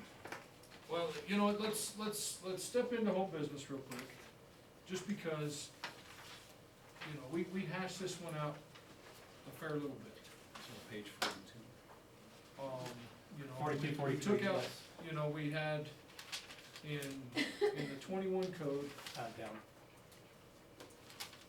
you know, it was just accessory business of the home was allowed by right, okay? Keep going down. The revision showed you know, there was a plethora of restrictions that was removed. And then we went to this language here. Is this the same language from before? Same language, no, it's not the same language from before, you mean 2021? No, not from 2021, but from the language that we had discussed about. Yes, you know, the last, when we had the work session on February 27th, this is the language from that. Okay, so clearly incidental, secondary to the use of the dwelling, for dwelling purposes, you know, which is standard. I mean, it's a home business, it's supposed to be home first, business second. Utilize the same access as the dwelling, I think we're fine. Be allowed one unanimated, non-illuminated flat wall or window sign, There's no size limit there. no size limit. I don't know that I don't know that I agree with the non-illuminated part, but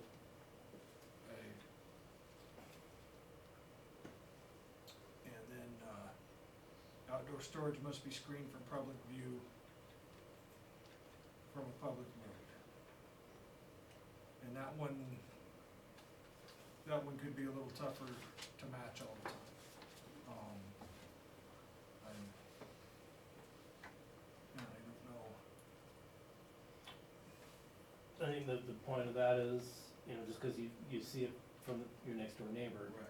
versus seeing it from a public right of way, public road. But if, you know, my personal business, I've got my messy truck with my ladder racks on it, that's part of my business, is that saying I've gotta keep it in the garage? No, that's not storage. It doesn't have to be in the garage, if you have a fence or you've got landscaping that's not visible. Yeah, we're talking about outdoor storage. I'm thinking, if you got a 1 acre residential lot in a residential, or in a rural subdivision, and what kind of impacts, and they're out there. You know, if I do woodworking, I got wood stacked up in the back of my shop, seen from public view, that's storage visible by the public. Let's say, I'm not saying, I don't think I don't think anybody wants junk and trash and stuff piled high 20 feet. I just think, you know, this language has meaning. It does. And the key is not being able to use this language as a weapon. But again, Like- if my business is rebuilding transmissions from my own shop, nobody wants junk transmissions stacked out in the front yard, then that's my outdoor storage. And that's, And that's the extreme case also. and that's why, I mean, maybe take out from public view and just leave from public road. Or just must be screened. Then that would potentially, could be interpreted to include the neighboring property, private. The unintended. Mhm.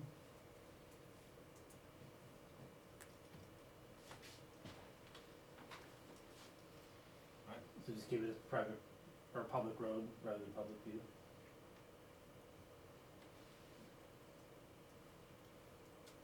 I would be happier with that.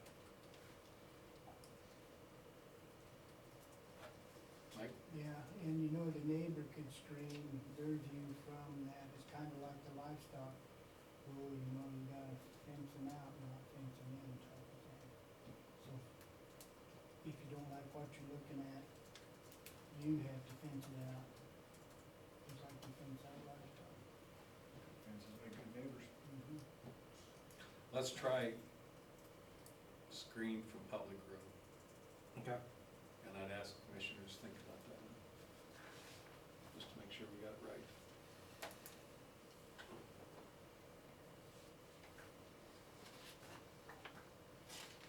And I want you guys to give some thought about the non-illuminated part also. Okay. Please flag us for review next time. Okay, will do.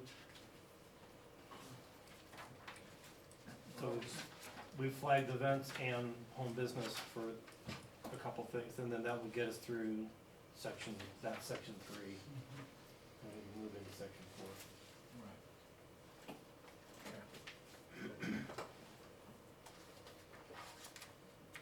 That's probably good for today. Well, then I'd ask commissioners to pull out their calendars.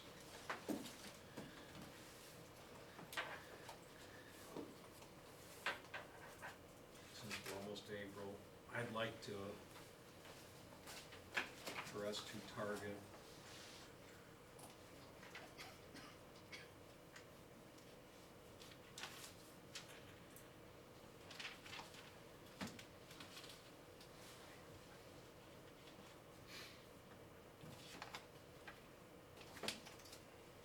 I'd like for us to target somewhere early in May to finish our review. To try to get it to the PC by their meeting, their regular meeting, Wednesday, May 10th. Is that possible? I think that might be feasible, if we're meeting, continue to meet weekly on this. We're gonna have some weeks we miss, but I think, you know, because once we get through chapter 2, things get a little easier. Chapter 8, 12, chapter 13 are gonna take some time. But, you know, the bulk of the challenges was in chapter 2, there's some in chapter 3, but I think we've beat up chapter 3 pretty good and got it pretty much ready to go. Chapter 3 is the lot size variance. Right, and I think we've fought out that one, I think we've got some pretty good language on that one. So how many days do we have to work on this prior to? I think you guys better plan on at least four sessions like this again, at least. our next one's Wednesday next, 3 o'clock again. We can go 2 hours. We'll go 3 if necessary. Wednesday, March 29, 3 o'clock. Let's go ahead and book it for 3. A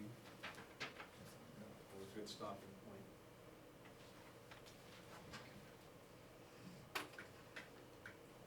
Does that work for you guys? Okay, it's at 4 in my calendar. We can Yeah, make there it was at 4 in mine too. Oh, We can make it 3 though, Yeah. I'm open to that. So 3 to 5 on the 29th, Yeah, and then maybe we can get through chapter 2, 3, and maybe 8. you get through I mean, cemetery? if we get through 2, 3. Need my own meeting for cemeteries. Yeah, okay. What about April 5 then? I'm away, sorry. It doesn't mean you guys can't continue. We might have to. And I, Good to us out. let's go ahead and book one for April 5 then. Same time, 3 o'clock.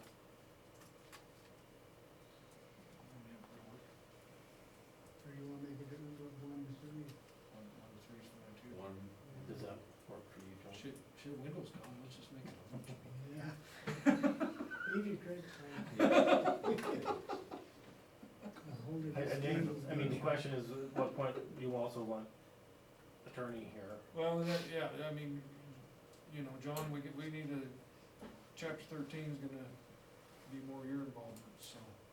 We need to There's make no sure. changes that are needed, Commissioner Simmons. Of course. Well, when you do chapter 13, clearly I need to be here. These other meetings, you know, And I guess the reason we're there's going, things that I wanna follow up on, you want me to follow up on, that's fine, so. so I guess the reason we went 3 to 5 is so John could be here. correct. Right, okay. He'd get here as soon as he's able. Yeah, so on the 5th, which is another Wednesday, you wanna go 3 to 5 then? 3 to 5? That's fine. Okay. Let's start with that. Then we were gonna skip the week of the 10th and pick up again on the 19th. Yeah, cause of the oil, Yeah. 12th and 13th. And then the week of April 24, I think we need to schedule at least 2. I am out that week. Oh, Unless you yeah. want to do it without me, that's okay. Kate was gonna take over. Yeah. Name too. Okay, Brittany, you're on. Yeah. Then let's go ahead and schedule one for the 26th, Carl, that way commissioners can go ahead and meet. Okay. But he'll be out then, April 26th? I will be, I return on the 27th. You wanna do something on the 28th, would give you enough time to? Sure. Let's do the 28th instead of the 26th, give us time then. Yeah. Friday at 3 o'clock? Well, let's go 1 to 3 on Friday, since John will be here. I'm at a conference, I'm not even around at all, Oh, so. I don't think I mean, I appreciate. We have I no appre- questions, we'll I circle back. appreciate, yeah, I don't know that it's absolutely vital that I'm here for the whole thing. You're Clearly, going- chapter- You're going to long distances to get out of this. No, I'm not. Clearly, I need to be here for chapter 13. Other things, you know, I'm happy to follow up on things if people want to give me. Well, do you wanna go 3 to 5 on Friday? Friday, the better 20th? than Wednesday. No, not really. Let's go one. That week. I'm not- Unless you're Clearly. buying dinner. I'm at a conference. I'm at a conference. That's a big number. Yeah. that'll be coming out. Looks like this. Okay, for chapter 13, John, can you be ready for the April 19th? And we'll work with your timing on that? We'll carve out one day just for that. The 19th, 3 to 5? Shake your head, yes. I think I'm out of, I think, hold on, what day are you talking about? That's April 19th. That is spring break. That's spring break, I think we're gone. Cause I actually may. What about the afternoon of the 18th? You have a- Road and you have a bridge and con- Florida Trail. 18th is full.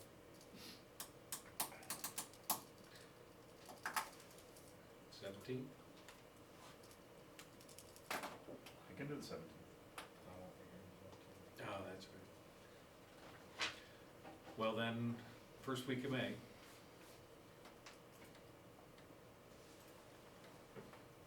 Is Labor Day a holiday? in September. Maybe Well, that's Memorial. next. Memorial will be the end of May. Cinco de Mayo, Cinco de Mayo. Let's do a Cinco de Mayo and Mike will bring the tacos. be back. Can you do May 5? I'll do anything for good tacos and whiskey. May fifth is a Friday, Correct. yes. So we'll do chapter 13 on Cinco de Mayo. May 5th, huh? What time? It doesn't matter. 1 o'clock. And that's chapter 13. Yes. I'll send these invites out, and I'm gonna leave you on them, John, but mark you as optional, so. Thank you. Okay, then we need a cleanup meeting for final review, probably Monday the 8th, because they'll be pushing Carl and his staff then to get a final ready for the 10th. And we should do that first thing in the morning, correct? Yeah, I won't give the planning commission much time to see it. Yeah. I mean, I think at that point, then it would be more likely to put it on the planning commission meeting for that, the second meeting in May, or a special meeting, or Or- if they're willing. Or they hold a special meeting just for this. Right, That's the other option. right. If we don't have any projects, but yeah, That way, there's not just to any focus on projects. the one item, right? At the PC meeting tonight, would you lay out those options for them? Yes. And we'll still schedule, say, 9 o'clock on On the Monday, May 8th Okay. for final review. How many hours? 2? All of these is work sessions. Yes. What time on May 8th? When I need, So, Let's do it today, cause I've got 10 o'clock on. 8 o'clock then. No, I should be fine, never mind, 9 o'clock. never mind. Hmm? 9 o'clock. Brittany said 7. Let's do 5. I want the new girl called the shot. Well, she can run the meeting then too. Right. I'll be All by bringing the kid myself? down Yeah. to track practice at 6 AM, so I'll be here. And let us know what the PC prefers in that. Okay. And could we even do a joint work session if they desire? Sure. I don't, well, that, there's no from a problem. statute perspective, I don't see it. Well, you being really with have- it- With the 30-day, part of the haven't 30-day review, or, What's going on the 8th? Just a final review. Final review. But when does this board, does this board has to act on it. to does send this it. board intend on sending a copy to the PC? That's where we're trying to get to. Okay, and when are you gonna do that? Well, we are hoping to do it for their regular meeting on the 10th of May. So the 10th of May is a Wednesday. that's a planning commission meeting. We have to adopt. You have to do it at- We we have have to, to we have adopt to have a formal motion to send it to the PC. And that'd be a BoCC meeting. Yes. So the BoCC would have a formal action at a regular posted meeting to send it down to the PC. So let's, And they put- have 30 days after. Mhm. so let's put that on the 16th, May 16th BoCC meeting. Let's still schedule a work session with land use, with PC on the week of May 8th. If they'd like to do that. That way we can walk through the changes and see if they see any unintendeds or something like this. Okay. Does that And make that'll sense? probably be a night meeting. That's when the planning commission meets, is the evening, 5:30. So May 8th changes to 5:30. So that would be, the No. planning commission meeting would be May 10th. Oh, excuse me.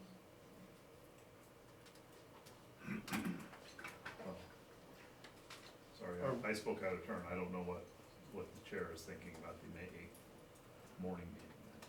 That's just the final work session review. When would you have a work session if you don't have to? No, we don't. But when would you have a work session with the PC? Don't know yet. If you That's- want to, after the 10th though. Yeah. Okay. Or the week of the 8th, is that what I'm hearing, or somewhere? So that way we have some time and then get it on the 16th regular session for BoCC. So just so I'm You clear, really- May tenth is you a really joint Thursday work night. session between BOCC. No, not yet. I mean, right, Not yet. too. Alright, I'm just leaving the eighth Understood. and the 16th, okay?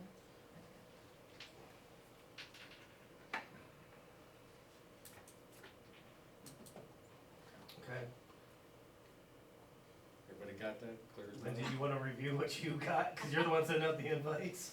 Well, and I get nervous trying to plan this too far, cause it may go smooth, it may not, so. And it may I- blow up. Well, it's I don't think we need to, hardcore this too much.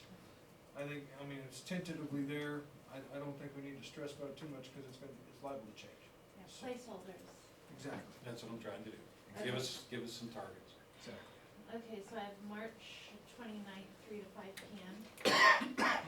April 5th, 3 to 5 PM. April 28th, 1 to 3 PM. May 5th, 1 to 3 PM with John on chapter 13. Did you miss the 19th, April? Yes. So I didn't have I thought we 19, were gonna do that. we weren't doing that. Okay. Because of the spring break. Oh, that's right. Yeah. Okay, keep going. And I have, May 8th, 9 AM to 11 AM, final review, and May 16th, BOCC adoption, Possible. possible. No, that's not possible adoption. That would be Or I mean, excuse me, post to the planning commission. sorry. and all these sessions would be work sessions. Correct. With the exception of the 16th. The 16th is a regular, it's already It's scheduled. already a public BOCC, meeting. so we'll Yeah, just it's put it right. on the agenda. Agenda.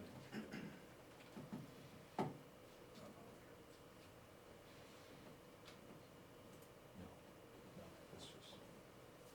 And Carl, you're clear on what we're asking you to look at between now and the next meeting? I think so. We think so too. I've got help taking notes, so. We'll get something in front of you, so, and I'll try to get it in front of you ahead of time, so you have a chance to think about it before coming in to the meeting. Well, again, I thank everybody for their time here tonight, today. And again, I remind everybody here and in the audience that it is the responsibility of the Board of County Commissioners to develop this land use code. And it is not Carl's responsibility, it is ours. Again, like I said last time, if you notice, we're asking Carl to develop this. So, any in-person or social media derogatory comments about that are incorrect. This belongs to us. So, thanks everybody for being here. Gentlemen, thank you for your time today too.